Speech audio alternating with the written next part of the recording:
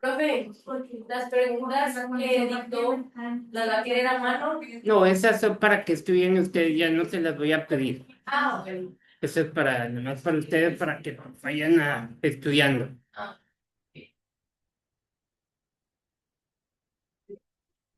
perdón.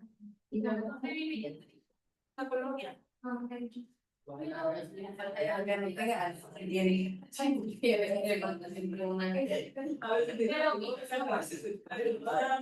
Ah, yo dije, si esposo va a ir más, no, claro, esposo se muchos años, es colombiano, ah, colombiano, sí.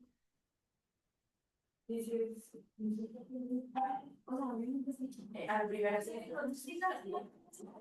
y a la segunda no. No sé, yo. Sí, no, no, para allá, para yo. No, una que se me quedaba, que se me olvidó. Con lo que tenía que hacer.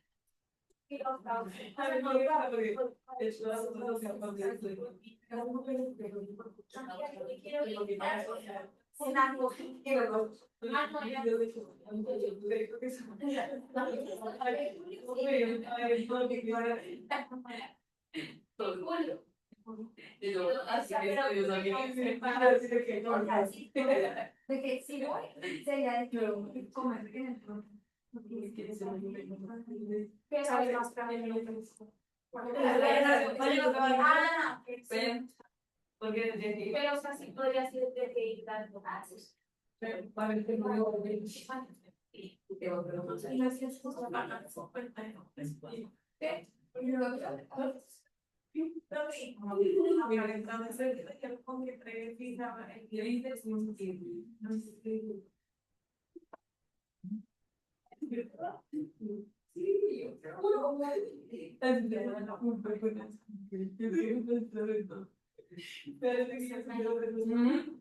Y luego eso yo le dije, bueno, después que llegué y ya llegué, o sea, yo dije, no voy a ir a trabajar. Pero es que todo el mundo sabe que claro, me quito muy bien, ya que porque no me iba a dar ningún salario, pero acá sé, yo le digo, si la verdad es que no me podía ir. Y claro, no, sí,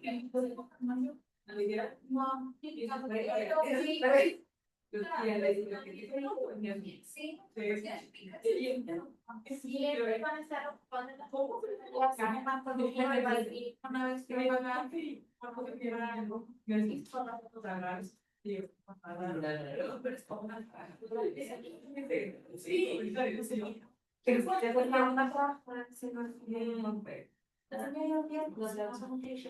Buenos días, profe. Buenos días, Odalis, ¿cómo está? Bien, bien, profe. ¿Usted cómo está? Yo bien, gracias a Dios, todo en orden. Me da gusto, profe. Ya listos para empezar. Hola, buenos días, Liam.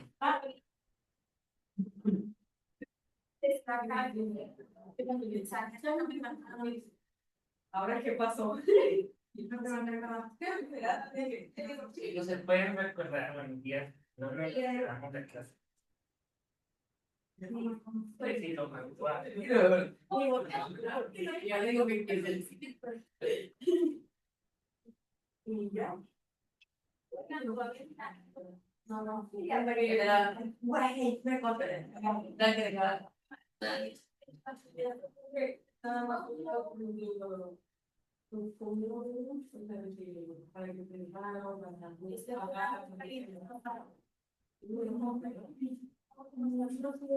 Para como que ya vimos lo que era todo lo de la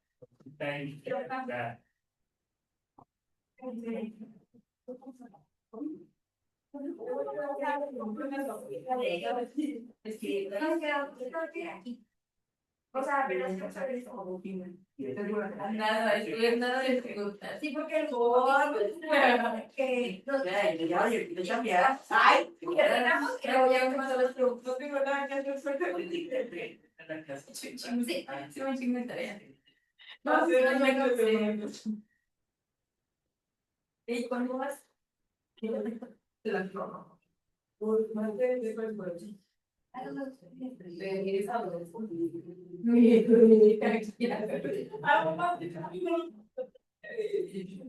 Vamos a ir a la página 22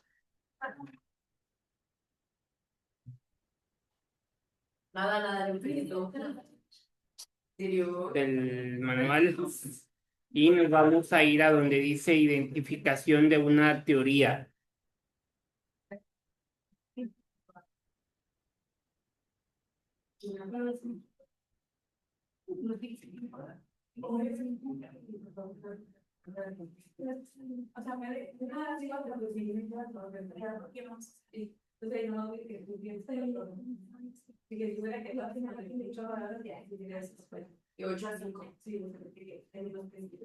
Bueno, en la identificación de una teoría, vamos a definir primero lo que es teoría, que viene siendo un conjunto de proposiciones interrelacionadas capaces de explicar por qué y cómo ocurre un fenómeno. Primero dice existencia de una teoría completamente desarrollada cuando la revisión de la literatura revela que hay una teoría capaz de describir, explicar y predecir el planteamiento o fenómeno bajo estudio de manera lógica, completa, profunda y coherente. Esta es la mejor estrategia para construir el marco teórico, que es tomar esa teoría como la estructura misma de este. En términos generales, una teoría es un conjunto de proposiciones interrelacionadas capaces de explicar por qué y cómo ocurre un fenómeno. La teoría constituye un conjunto de constructos, o sea, conceptos vinculados, definiciones y proposiciones que presentan una visión sistemática de los fenómenos al especificar las relaciones entre variables con el propósito de explicar y predecir los fenómenos. Entonces, en la existencia complementaria desarrollada es ir desarrollando los temas, pero haciéndolo, primero haciéndonos preguntas y contestando nosotros mismos las preguntas, que es como se debe de desarrollar la tesis. No vas a poner preguntas y respuestas, o sea, la vamos a ir describiendo. Por eso dice ahí que hay que desarrollarla, hay que describirla, como una descripción y, y no estar poniendo puntos y apartes muy seguido, o sea, el esqueleto, el formato es casi todo lleva redacción, son muy pocas las separaciones del punto y aparte y así, pero normalmente van todas relacionadas y van exactas, ¿verdad? El número 2 dice existencia de varias teorías aplicables a nuestro problema de investigación. Cuando al revisar la literatura se descubren varias teorías y o modelos aplicables al problema de investigación, se puede elegir una y basarse en esta para edificar el marco teórico, o sea, desglosando la teoría o de manera cronológica, o bien tomar parte de algunas o todas las teorías. En el primer caso se elige la teoría que reciba una evaluación más positiva y que se aplique más al problema de investigación. En la segunda situación se tomaría de las teorías solo aquello que se relaciona, con el problema de estudio. En estos casos, Antes de edificar el marco teórico, conviene hacer un bosquejo de analizarlo, decidir qué se va a incluir de cada teoría, procurando no caer en contradicciones lógicas. En ocasiones diversas teorías rivalizan en uno o más aspectos de manera total. Si se acepta lo que dice una teoría, se debe desechar lo que postulan las demás. Cuando las proposiciones más importantes de las teorías se excluyen unas a otras, se debe elegir una sola. Pero si únicamente difieren en aspectos secundarios, se toman las proposiciones centrales, que son más o menos comunes a todas ellas, y se eligen las partes de cada teoría que sean de interés y se acoplen entre sí. Eso es para que no sea muy repetitiva la descripción que van a hacer. Hay teorías que tienen las mismas ideas, lo único que cambia son las palabras. Entonces ahí ustedes van a implementar esas palabras para hacer un poquito cambiante, o sea, que no sea muy repetitivo, o sea, las mismas palabras que usen. Usen palabras distintas para que no se aburra y no piensen que los estás llevando al mismo tema, o sea, que se vean como si fueran desglosados los temas que están viendo, para que no sea muy monótono y sea muy problemático para que la persona lo entienda también. O sea, acuérdense que debemos de usar un léxico muy común para que todos sepan de qué se está hablando. Ahora bien, el número 3 dice existencia de parte de teorías, generalizaciones empíricas. En ciertos campos del conocimiento no se dispone de muchas teorías que expliquen los fenómenos que estudiar. A veces solo se tienen generalizaciones empíricas, es decir, proposiciones que han sido comprobadas en la mayor parte de las investigaciones realizadas. Al revisar la literatura, es muy probable encontrar una situación así. Lo que se hace entonces es construir la perspectiva teórica más que adoptar o adaptar una o varias teorías. Cuando al revisar la literatura se encuentra una proposición única o en el planteamiento se piensa limitar la investigación a una generalización empírica, o sea, hipótesis, el marco teórico se genera incluyendo los resultados y las conclusiones a que han llegado, los estudios antecedentes, de acuerdo con algún esquema lógico, de manera cronológica, por variable o concepto de la proposición o por las implicaciones de las investigaciones anteriores. Entonces, aquí se supone que debemos ir con lo más objetivo, o sea, las investigaciones científicas, lo que está comprobado. Ya cuando ustedes metan esa idea, las ideas adicionales que luego estamos ideando, o sea, buscando en el periódico, en las revistas, o de la gente que le preguntan algo, las podemos desarrollar también, pero primero básense en lo más exacto, en lo más objetivo, para que sea la idea clara. O sea, no metan, o sea, bueno, podemos meter ideas claras, pero nada más una, y ideas que no se han comprobado, pero las vas a ir puliendo conforme vas investigando más. O sea, en el trabajo se van a ir puliendo hasta que queden exactas.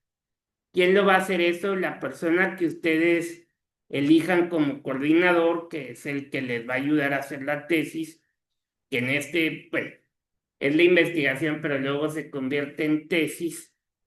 Los va a ir puliendo, les va a ir diciendo lo que le vayan quitando para que no sea muy repetitivo, o sea, hacerlo compacto.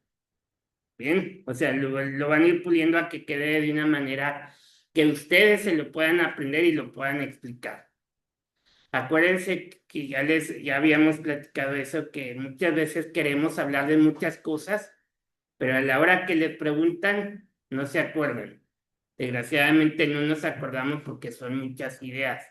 Tenemos que ser más exactos, más claros. Menos puntos, pero abordarlos hasta el fondo para que ustedes lo puedan explicar más fácilmente. O sea, y no estén titubeando, que era lo que yo les decía de la persona que es turismo y no sabía. Cuando si yo ahorita le pregunto qué es hospedaje, el que me diga que no sabe, buenos días, pues estamos mal, pues ya estamos en octavo. Sabemos lo que es la palabra hospedaje, ¿va? Entonces, tenemos que estar ideando cosas así donde ustedes echen a volar su imaginación para contestar. Ahora bien, el número 4 dice descubrimientos interesantes, pero parciales que no se ajustan a una teoría. En la literatura se puede encontrar que no hay teorías ni generalizaciones empíricas, sino solo algunos estudios previos vinculados relativamente con nuestro planteamiento. Se pueden organizar como antecedentes de forma lógica y coherente, destacando lo más relevante en cada caso y citándolos como puntos de referencia. Se debe ahondar en lo que cada antecedente aporta, que desarrollaron diversos instrumentos de medición. Aquí es donde vamos ahora sí desarrollando las ideas que ustedes tomaron, las van a ir explicando ahora sí detalladamente para que se haga más volumen, porque si no, si ponen nada más lo exacto, pues no les van a dar las hojas correspondientes. Por decir, si hablamos un tema así que se me viene a la mente, el smog aquí en Monterrey. A lo mejor uno dice, el smog no vamos a sacar mucho tema, pero si le empezamos a escarbar, va a salir demasiado, ¿verdad? Porque aquí, ¿a quién afecta el smog en Monterrey? Pues a nosotros, al medio ambiente y aparte a las empresas. Entonces, si empezamos a desglosar primero los seres humanos, luego el medio ambiente que nos rodea, luego las empresas y así nos vamos, hago crecer mi investigación más a fondo. ¿Ok? A eso se refiere esto, donde ya vamos explicando más a fondo parte por parte lo que está sucediendo, o lo que están investigando. El número 5 dice existencia de guías aún no investigadas e ideas vagamente relacionadas con el problema de investigación. En ocasiones se descubre que se han efectuado pocos estudios dentro del campo del conocimiento en cuestión, y en dichos casos el investigador tiene que buscar literatura que, aunque no se refiera al problema específico de la investigación, lo ayude a orientarse dentro de él. Que esas ideas, jóvenes, a veces nos cegamos mucho. O sea, hablamos de un tema y queremos que exista un libro, que sí nos ha pasado, que diga lo que estás buscando. Y a lo mejor no va a haber libros que digan lo que tú estás buscando.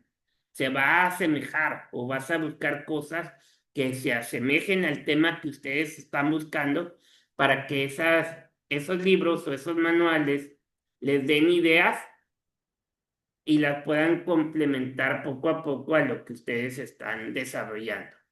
O sea, son ideas alternas o secundarias, por decir, que les van a ayudar a llegar a la meta de esa investigación, a lo que ustedes quieren llegar.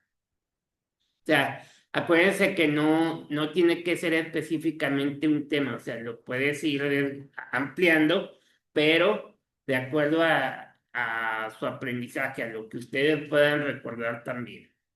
Háganlo más fácil, ¿verdad? Dice, al construir el marco teórico, debemos centrarnos en el problema de investigación que nos ocupa sin divagar en otros temas ajenos al estudio. Un buen marco teórico no es aquel que contiene muchas páginas, sino que trata con profundidad únicamente los aspectos relacionados con el problema y que vincula de manera lógica y coherente los conceptos y las proposiciones existentes en estudios anteriores. Este es otro aspecto importante que a veces se olvida. Construir el marco teórico no significa solo reunir información, sino también ligarla e interpretarla.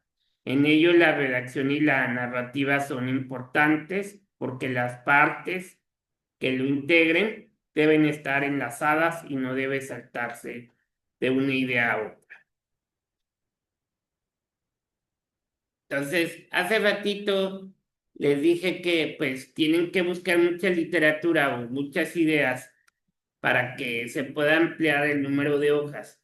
Aquí en el planteamiento del problema no es así. O sea, ahí hay que irse al grano de lo que van a investigar, de lo que están investigando, ser muy exactos a lo que están investigando, porque va a haber temas que sí tenemos que desarrollar muchos apuntes, o sea, que se deben ir demasiadas hojas. A lo mejor en un planteamiento del problema no, porque ahí son preguntas más objetivas, o sea, más exactas. ¿Estamos de acuerdo? A lo mejor en la hipótesis o en otros puntos que vamos a ver más adelante, se van a dar cuenta, pues que ahí debe ser más largo. ¿Por qué? Porque ahí es donde están recopilando información de otras fuentes. ¿Está bien? Ahora bien, dice, ¿cuántas referencias deben usarse para el marco teórico? Esto depende del planteamiento del problema, el tipo de reporte que se elabore y el área en que se nos situemos, además del presupuesto. Eso tiene mucho que ver, ¿verdad? ¿Dónde estamos? ¿Qué tanta facilidad para poder hacer una investigación se puede en esa área? Porque a veces en esas áreas no hay tanto no podemos escarbar mucho, porque son lugares a lo mejor restringidos. Y aparte, no, a veces no contamos con suficiente dinero para también estar pagando cualquier cosa. Entonces, va a depender mucho de todo eso. Por lo tanto, no hay una respuesta. Sin embargo, algunos autores sugieren que es entre alrededor de 30 referencias. Mertens en el año 2005, Hernández Sapieri et al. En el año 2008 analizaron varias tesis y disertaciones, así como artículos de revistas académicas en Estados Unidos y México, y consultaron a varios profesores iberoamericanos, encontrando parámetros como los siguientes. En una investigación en licenciatura para una materia o asignatura, el número puede variar entre 15 y 25. En una tesina entre 20 y 30. En una tesis de licenciatura entre 25 y 35. En una tesis de maestría entre 30 y 40. En un artículo para una revista científica entre 50 y 70. En una disertación doctoral el número se incrementa entre 65 y 120. No son de ninguna manera estándares, pero resultan en la mayoría de los casos. Sin embargo, deben ser referencias directamente vinculadas con el planteamiento del problema, es decir, se excluyen las fuentes primarias que mencionan indirectamente o de forma periférica el planteamiento, aquellas que no recolectan datos o no se fundamentan en estos, que son simples opiniones de un individuo, y también las que resultan de trabajos escolares no publicados o no avalados por una institución. Entonces, aquí si se fijan, están hablando de la cantidad de referencias que se debieran hacer más bien. Entonces, son aproximadas, no quiere decir, como dice aquí, no quiere decir que sean muy exactas, ¿verdad? A lo mejor van a ser unas poquitas menos, unos poquitos menos o unos poquitos más, pero se relacionan todas las referencias que deben ir haciendo ustedes. Las referencias pueden ser personales de lo que ustedes están investigando, sacar ideas, o si no, ahí sí plasmarlas de las investigaciones de los libros que ustedes tengan. Por decir, de una revista, de un libro o de algún cuestionario que estén haciendo con personas en el tema, o sea, expertas en el tema, que les dan ideas y de ahí agarran ustedes referencias para irlas involucrando. ¿Está bien? Ahora bien, dice, también se cuestiona con frecuencia si se ha hecho una revisión adecuada de la literatura. En ocasiones surge la duda sobre si se hizo o no una correcta revisión de la literatura y una buena selección de referencias para integrarlas en el marco o perspectiva teórica. Para responder a esta cuestión es posible utilizar los siguientes criterios. Esto debe ser en forma de preguntas. Acudimos a un par de bancos de datos, ya sea de consulta manual o por computadora, y pedimos referencias por lo menos de 5 años atrás. Buscamos en directorios, motores de búsqueda y espacios en Internet por lo menos 3. Consultamos como mínimo 4 revistas científicas que suelen tratar el tema de interés. Las consultamos de 5 años atrás a la fecha. Buscamos en algún lugar donde había tesis y disertaciones sobre el tema de interés. Buscamos libros sobre el tema en al menos 2 buenas bibliotecas físicas o virtuales. Consultamos más de una persona conocedora del tema.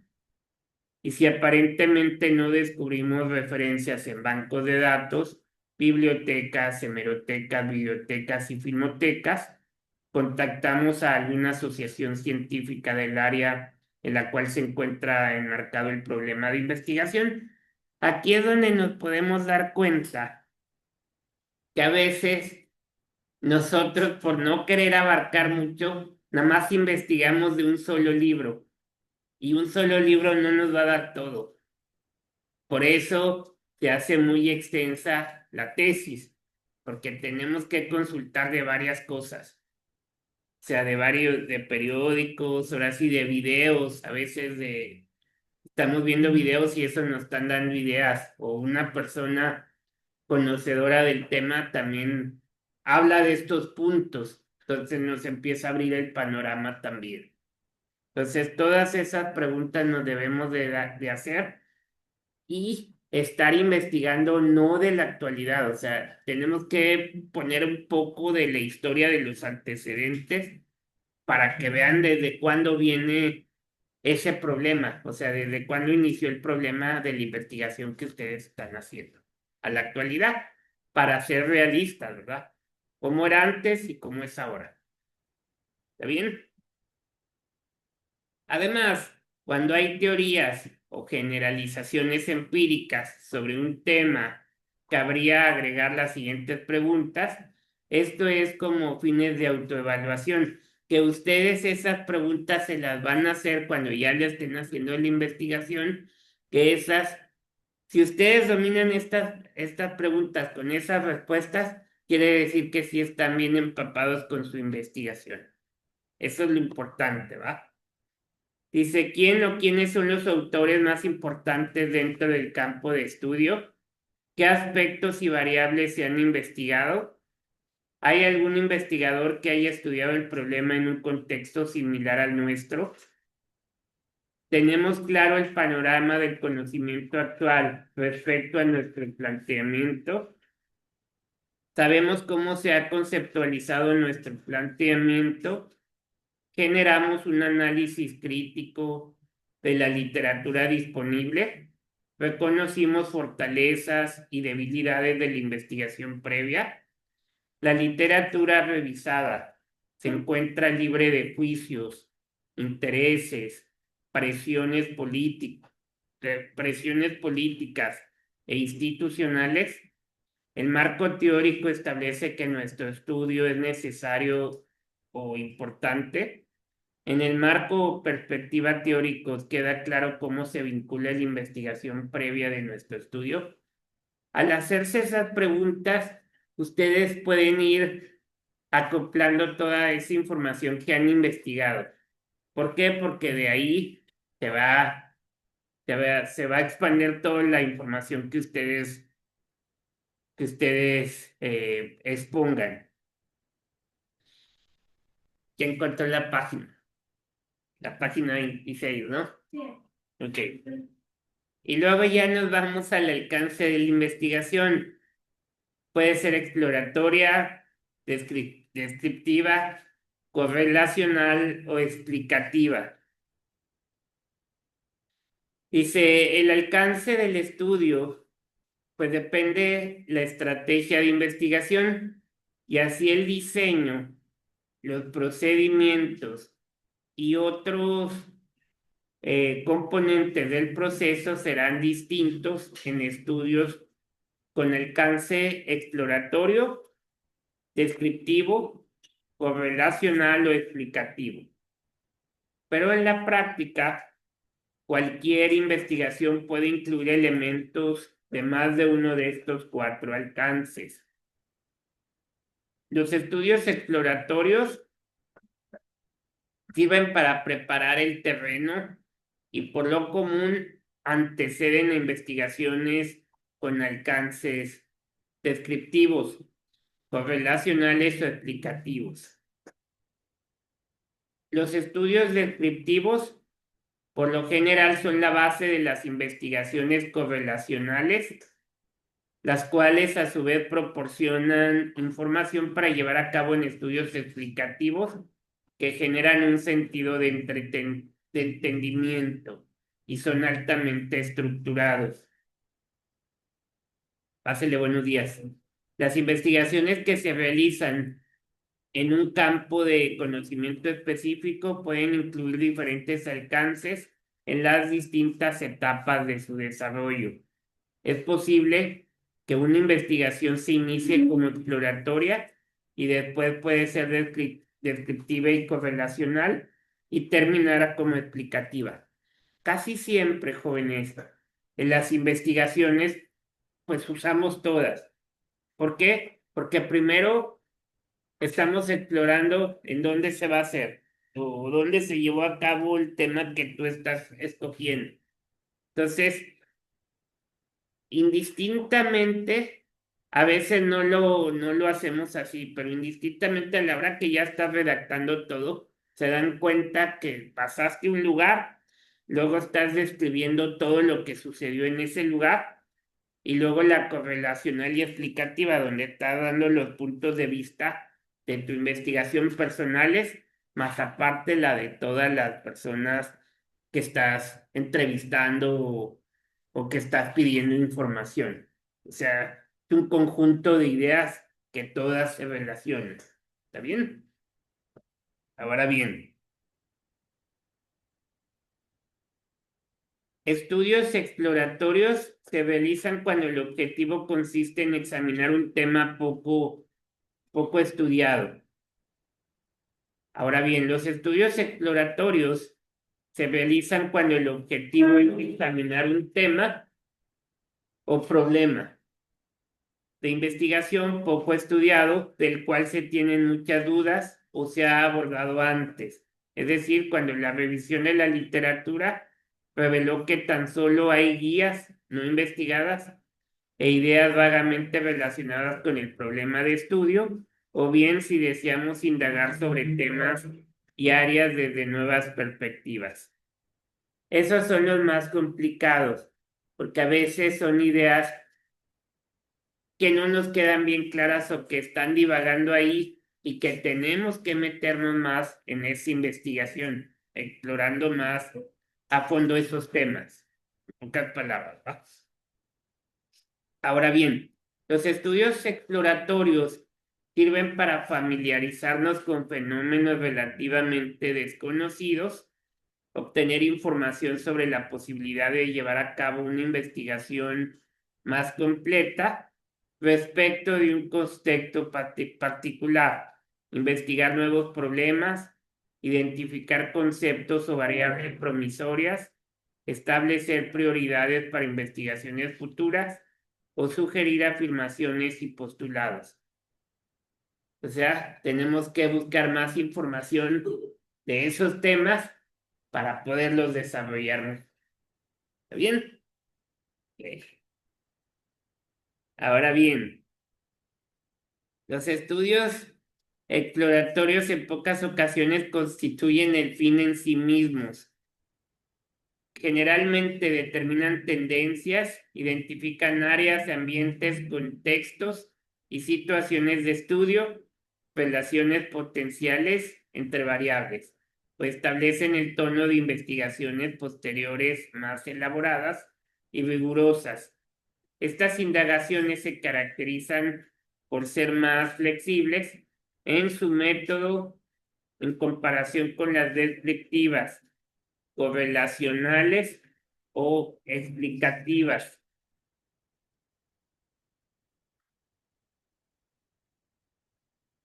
Y son más amplias y dispersas.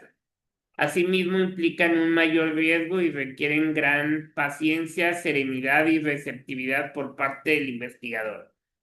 A veces pensamos que estamos haciendo mal las cosas, que vemos que estamos investigando y que no entendemos o no encontramos el documento que queremos encontrar y nos está dando miedo porque luego está pasando los días, está llegando la fecha de entrega y ustedes van muy atrasados.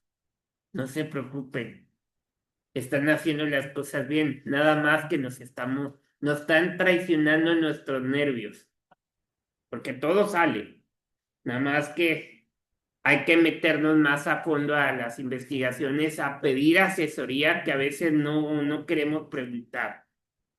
El que se queda con las dudas, eso es malo, porque menos va a poder. Por eso es bueno decirle a la persona que los está aconsejando que te dé opciones y así ya ustedes pueden indagar de esas opciones más información.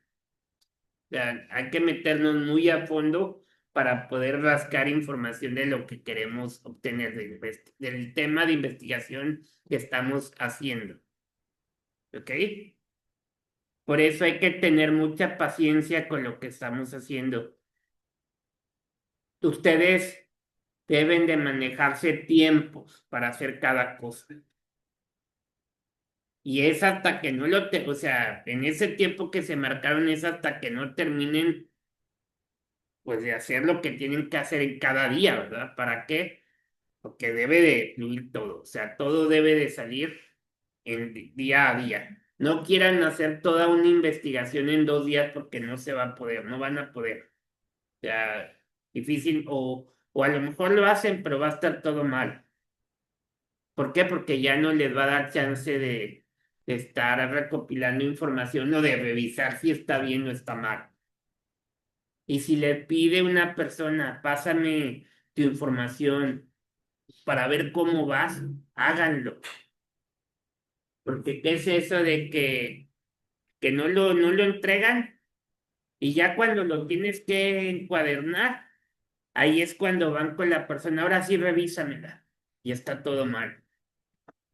Y pues vete para atrás y ahora empiézale de nuevo, es mucha pérdida de tiempo. Por eso hay que tener cuidado con lo que hacen. Toda la información que vayan tecleando, vayan mandando para que vayan revisando. Ahora bien, la investigación descriptiva y se busca especificar propiedades, características y rasgos importantes de cualquier fenómeno que se analice. Describe tendencias de un grupo o población. Con frecuencia, la meta del investigador consiste, pues, en describir fenómenos, situaciones, contextos y eventos. Esto es, detallar cómo son y se manifiestan. Los estudios descriptivos buscan especificar las propiedades, las características y los perfiles de personas, grupos, comunidades, procesos, objetos o alquiler o cualquier otro fenómeno que se someta a un análisis. Únicamente pretenden medir o escoger información de manera independiente o conjunta sobre los conceptos o las variables a las que se refieren. Esto es, su objetivo no es indicar cómo se relacionan estas.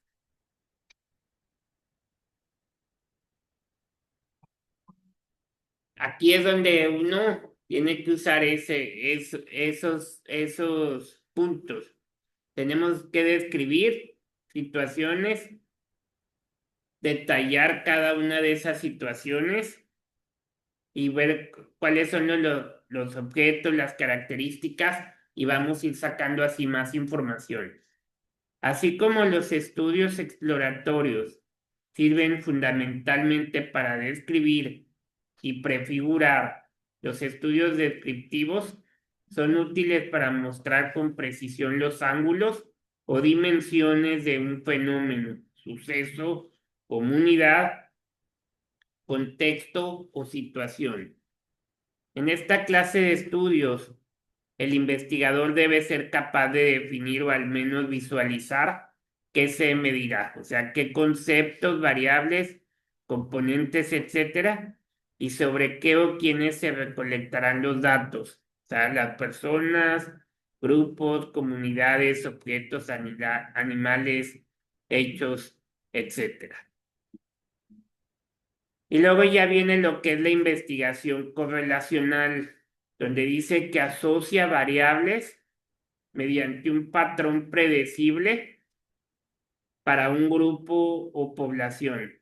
Eso va hacia un grupo o población, pero son más específicos, más exactos. Los estudios correlacionales pretenden responder a preguntas de investigación. Este tipo de estudios tiene como finalidad conocer la relación o grado de asociación que exista entre dos o más conceptos, categorías o variables en un contexto en particular. En ocasiones solo se analiza la relación entre dos variables, pero con frecuencia se ubican en el estudio de relaciones entre 3, 4 o más variables.